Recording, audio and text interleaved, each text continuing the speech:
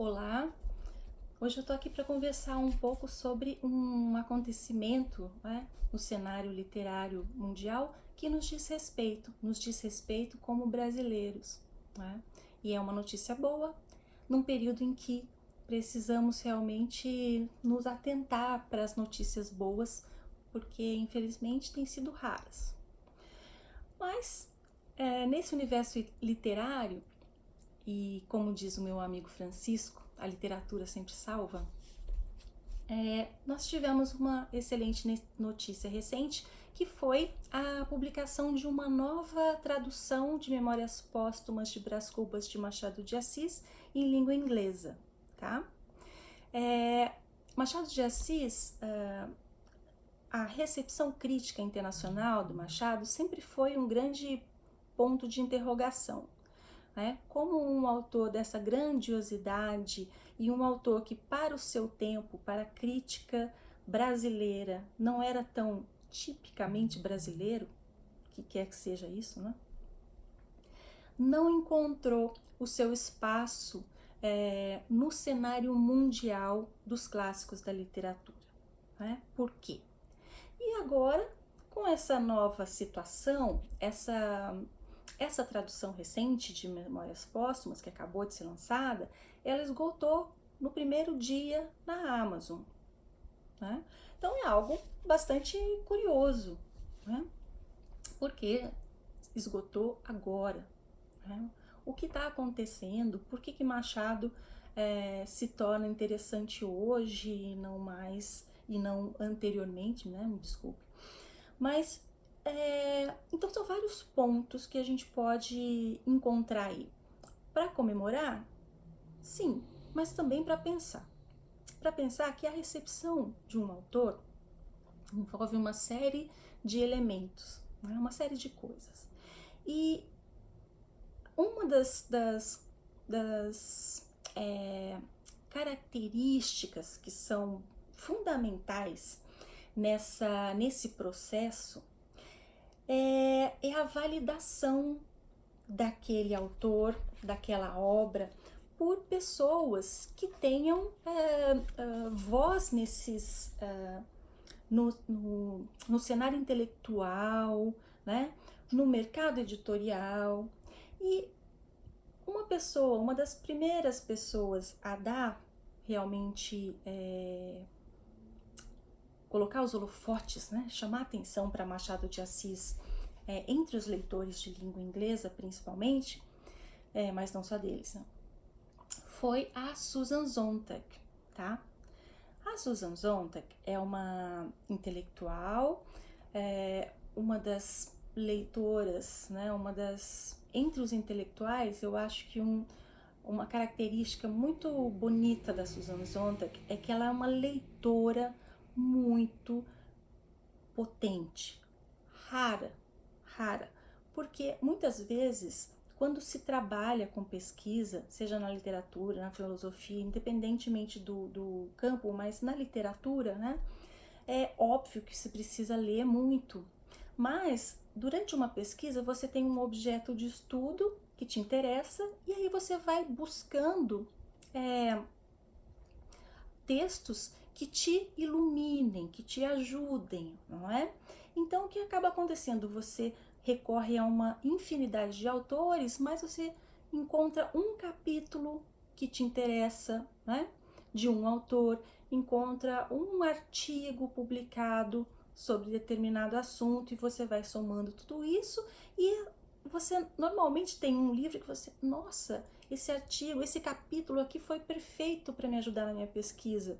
Eu quero continuar lendo esse livro, só que agora não, porque eu vou ter que passar já para um outro livro para alimentar o meu texto de referências, e o meu pensamento. E isso é muito comum.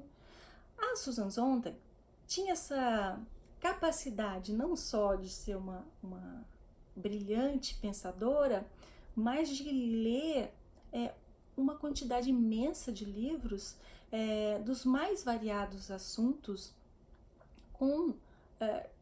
do início ao fim, e do início ao fim também no sentido de profundidade de análise, tá? Não só de ler do início ao fim também, se você não faz reflexões, né? Quando você lê um artigo da Susan Sontag, é um universo de referências que abre caminho, que inspira muito, tá? Então, por que eu tô aqui falando hoje de Machado de Assis, de Susan Sontag? Porque a Susan Sontag foi uma das primeiras pessoas que realmente, em 1990, ela publicou um artigo que se chama, deixa eu colocar aqui para vocês, olha só, Vidas Póstumas, o caso de Machado de Assis. Vidas Póstumas, o caso de Machado de Assis. Exatamente sobre, obviamente, Memórias Póstumas de Brás Cubas. Esse artigo, escrito em 1990, colocou, o que ela fazia aqui? Ela fazia uma análise do livro em língua inglesa, tá? Ela não lia em língua portuguesa, mas era de uma tradução de 1952, tá? Ela escreveu em 1990, a única tradução de Memórias Póstumas disponível a ela era essa tradução feita pelo David Grossman em 1952, tá?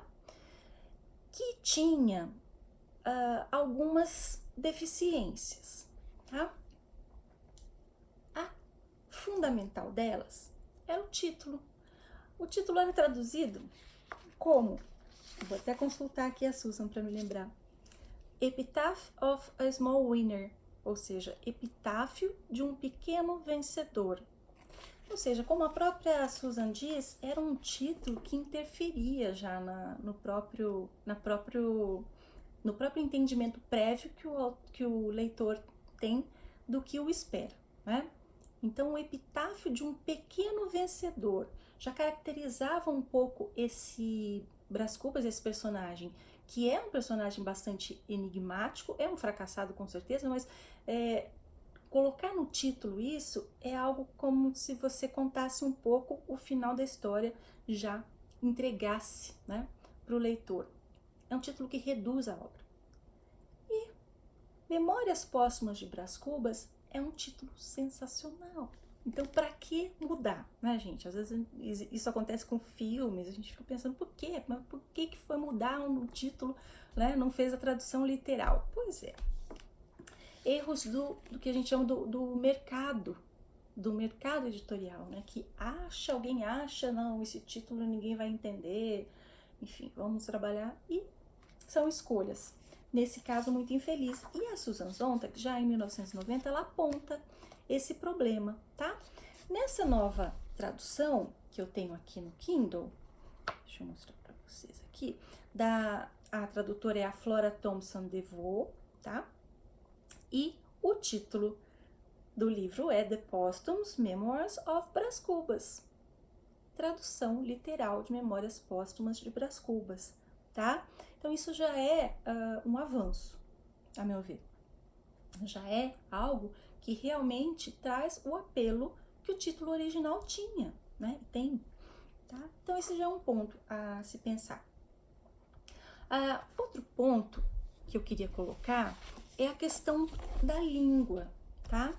Da língua em que um autor escreve originalmente, tá? E de todas as implicações que essa língua tem no caminhar de uma obra.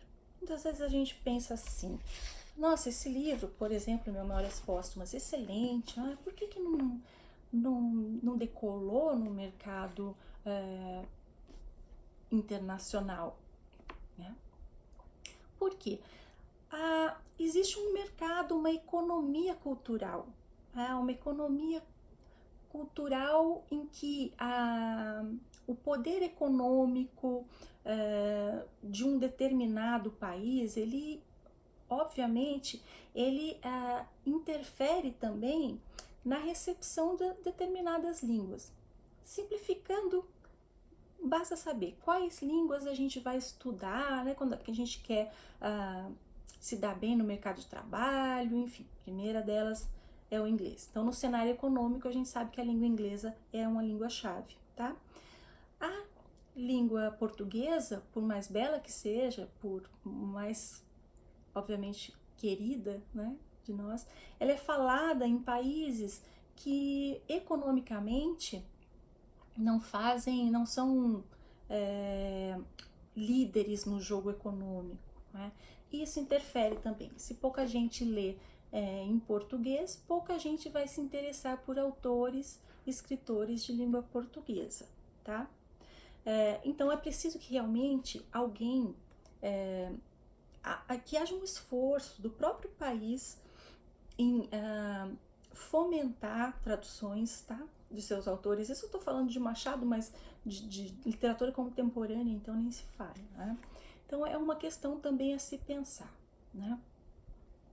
A Susan Sontag, eu falei um pouquinho até demais, né? Mas o que eu quero falar da Susan Sontag e desse momento do Machado, né? Eu quero falar um pouco do quanto foi importante fazer jus a esse artigo dela e ler um início desse artigo para que vocês percebam dentro da proposta do canal, né? Normalmente eu leio trechos de obras literárias e aqui é o caso de uma intelectual, um texto de crítica literária, mas vocês vão perceber que o quão interessante o quão simples é de se entender, tá? Então eu queria ler para vocês um pouco esse artigo que foi escrito em 1990, ele tá aqui, eu tenho nessa edição Susan Sontag, Questão de ênfase, ensaios, tá? Da Companhia das Letras. Então eu vou ler um trechinho para vocês, tá bom? E comentar algumas coisas. Vidas póstumas, o caso de Machado de Assis. Imaginem um escritor que no curso de uma vida moderadamente longa, durante a qual nunca viajou mais que 120 quilômetros além da capital onde nasceu, criou uma obra vasta. Um escritor do século XIX, me interromperão vocês. E sim, estarão certos. Autor de uma profusão de romances, novelas, contos, peças, ensaios, poemas, resenhas, crônicas políticas, bem como repórter, editor de revista, burocrata do governo, candidato a um cargo público, fundador e presidente da Academia de Letras de seu país. Um prodígio de realizações, de superação da doença social e física, era mulato, filho de uma escrava, num país onde a escravidão só foi abolida quando ele tinha quase 50 anos. Era epilético. Que durante essa carreira intensamente prolífica, exuberantemente nacional, conseguiu escrever um número considerável de romances e contos, dignos de um lugar permanente na literatura mundial, e cujas obras-primas, fora do seu país natal, que o honra como seu maior escritor, são pouco conhecidas, raras vezes mencionadas. Imaginem um escritor assim, que existiu, e seus livros originalíssimos, que continuam a ser descobertos mais de 80 anos após sua morte. Normalmente, o filtro do tempo é justo. Deixa de lado os apenas celebrados ou bem-sucedidos, resgata os esquecidos, promove os subestimados. É na vida póstuma de um grande escritor que as questões misteriosas do valor e da permanência são resolvidas. Talvez venha a calhar que esse escritor, cuja vida póstuma não trouxe para sua obra o reconhecimento de seus méritos, tenha sido dotado de um sentido do póstumo tão agudo, tão irônico, tão cativante. O que é verdadeiro para uma reputação é verdadeiro, deveria ser verdadeiro, para uma vida. Uma vez que só uma vida completa revela sua forma e o sentido que uma vida pode ter, uma biografia que se pretende definitiva deve esperar até a morte do seu tema. Infelizmente, as autobiografias não podem ser compostas nessas circunstâncias especiais. E quase todas as autobiografias ficcionais dignas de nota respeitaram a limitação das autobiografias reais, ao mesmo tempo que evocavam mentalmente o melhor similar possível das iluminações concedidas pela morte. As autobiografias ficcionais, de modo até mais frequente que as autobiografias reais, tendem a ser ocupações do outono da vida. Um narrador idoso, ou pelo menos amadurecido prematuramente, depois de afastar-se da vida, escreve. Porém, por mais próximo do ponto ideal de observação a que a idade avançada possa levar o autobiógrafo fictício, ele ou ela ainda estará escrevendo no lado errado da fronteira, além da qual uma vida, uma história de vida, enfim, faz sentido.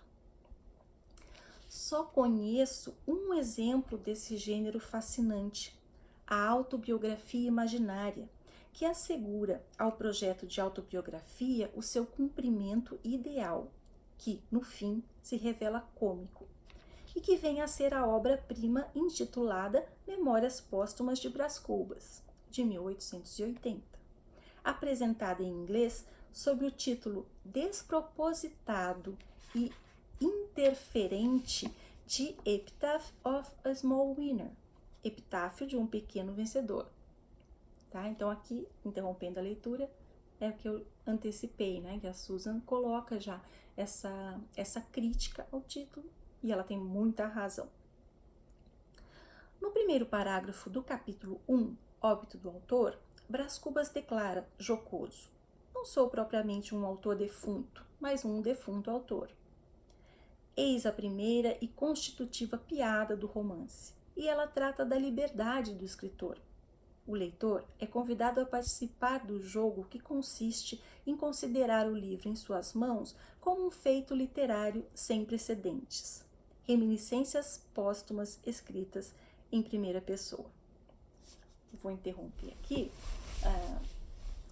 Já passei bastante do primeiro parágrafo, que é a nossa proposta. Esse já seria o quarto parágrafo do ensaio da Susan Sontag. Mas o que vocês podem perceber aqui é que nessa edição recente, né, essas impressões do título foram consideradas. Então, o trabalho do crítico literário é esse, não é? Eu acho que é ajudar, né, a iluminar questões que muitas vezes não são consideradas pelo próprio mercado editorial, né, que não percebem coisas que são importantes artisticamente falando e que interferem sim no sucesso ou não de uma tradução e da recepção crítica de um autor. A Susan mesmo fala, são esse cenário misterioso, não é? No qual nós temos o porquê uma obra decola ou não fora do seu próprio país, né? São muitos elementos. Então, eu recomendo muito a leitura desse artigo da Susan Sontag, e ele é muito curtinho, tá? Ele é bastante simples, bastante curto e muito preciso, muito rico, tá? Eu vou me estender um pouquinho mais para Ela vai fazendo aqui uma comparação com outros autores, tá? Mas o que eu queria era chegar justamente no fechamento do texto, que eu acho excelente. Então, vamos lá. Antes da leitura, né, ela trata de uma outra questão bastante importante aqui, que é a situação da literatura brasileira na própria América Latina, né? Esse descolamento, como se o Brasil não fizesse parte da América Latina por ter a língua portuguesa, né? Então nós temos o espanhol na Argentina, no Uruguai, nos outros países, e somente nós aqui com a língua portuguesa, e ela fala disso, né? Ela acha que o Brasil, e ela é muito honesta e muito corajosa em dizer até isso. Eu vou ler um trechinho que eu acho bastante interessante, tá? A Susan diz o seguinte: aqui sobre a própria o primeiro contato que ela teve com o Machado também é interessante. Quando tive a boa sorte de ver O Benfeitor era o livro de ficção que a Susan escreveu. Quando tive a boa sorte de ver O Benfeitor aceito pela primeira editora a que o apresentei, a Farrell Strauss, tive a felicidade adicional de indicarem como meu editor Cecil Hamley, o qual em 1952, na sua encarnação anterior como diretor da Noonday Press, pouco antes adquirida pela minha nova editora, havia publicado a tradução do romance de Machado que de fato impulsionou a carreira do livro em língua inglesa. E com aquele título. Em nosso primeiro encontro, Hamley me disse: vejo que você foi influenciada por Epitaph of a Small Winner. Epitáfio de quê? Você sabe, de Machado de Assis. Quem? Ele me emprestou um exemplar e dias depois confessei-me retrospectivamente influenciada. Ela não conhecia, né? E aí, mas ela percebeu como se ela já tivesse sido realmente influenciada sem ter contato com o livro. E aí ela segue dizendo uma coisa bastante importante para a gente, tá? Em certa medida, eu fiz pulei um pedacinho, tá, gente? Mas eu vou direto para o ponto que eu gostaria de citar aqui. Em certa medida, o relativo descaso com Machado fora do Brasil talvez não seja mais misterioso do que o descaso com outro fecundo escritor de gênio, marginalizado por força de noções eurocêntricas a respeito da literatura mundial, Natsume Soseki. Sem dúvida, Machado seria mais conhecido se não fosse brasileiro e se não tivesse passado toda a sua vida no Rio de Janeiro. Se, digamos, fosse italiano ou russo ou mesmo português. Mas o embargo não resiste apenas no fato de Machado não ter sido um escritor europeu. Mais notável do que sua ausência no palco da literatura mundial é ter sido ele muito pouco conhecido e lido no resto da América Latina. Como se ainda fosse difícil digerir o fato de que o maior romancista produzido pela América Latina tem escrito em português e não em espanhol.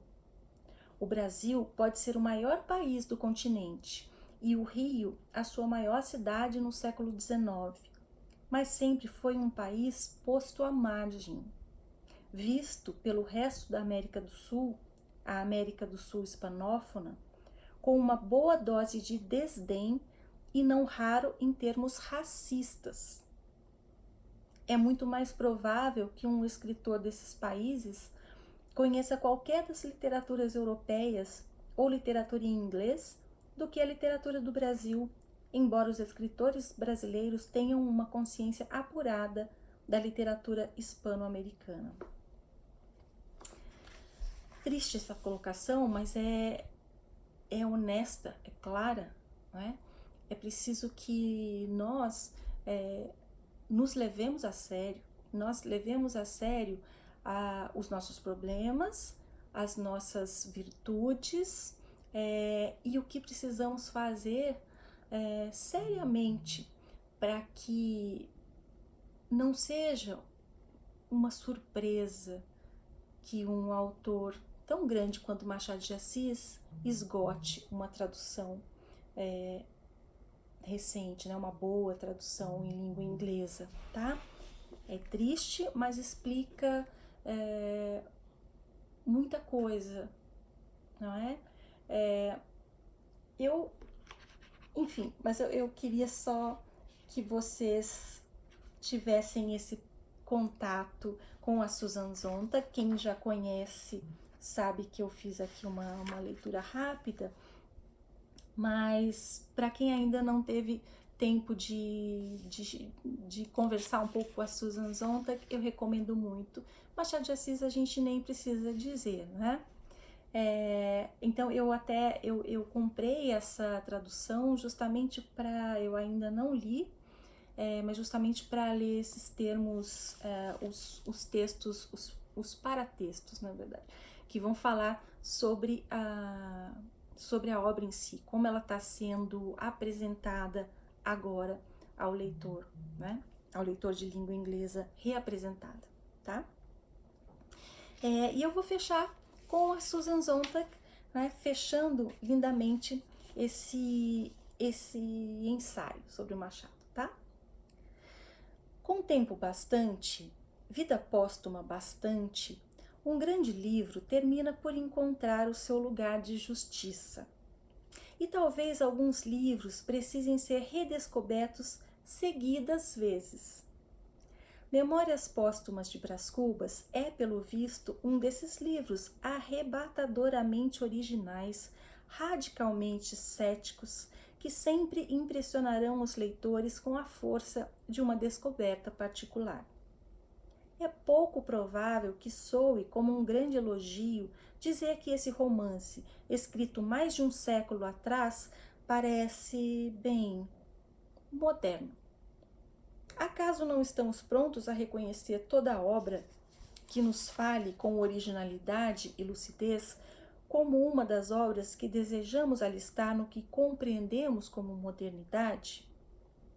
Nossos critérios de modernidade são um sistema de ilusões lisonjeadoras que nos permitem colonizar seletivamente o passado, assim como nossas ideias do que é provinciano permitem que certas partes do mundo desdenhem de todo o resto. Estar morto pode representar um ponto de vista que não pode ser acusado de ser provinciano. Sem dúvida, Memórias Póstumas de Brás Cubas é um dos livros mais divertidamente não provincianos já escritos. E amar esse livro é tornar a si mesmo um pouco menos provinciano a respeito da literatura, a respeito das possibilidades da literatura. Susan Sontag, Vidas Póstumas, o caso de Machado de Assis, que eu recomendo muito, muito, muito, tá? Espero que vocês tenham ficado com vontade de conhecer mais a Susan e de retomar o nosso querido, maravilhoso, grandioso Memórias Póstumas de Brás Cubas. Não só ele, como toda a obra de Machado de Assis é fascinante. Obrigada pela atenção, boas leituras e até a próxima.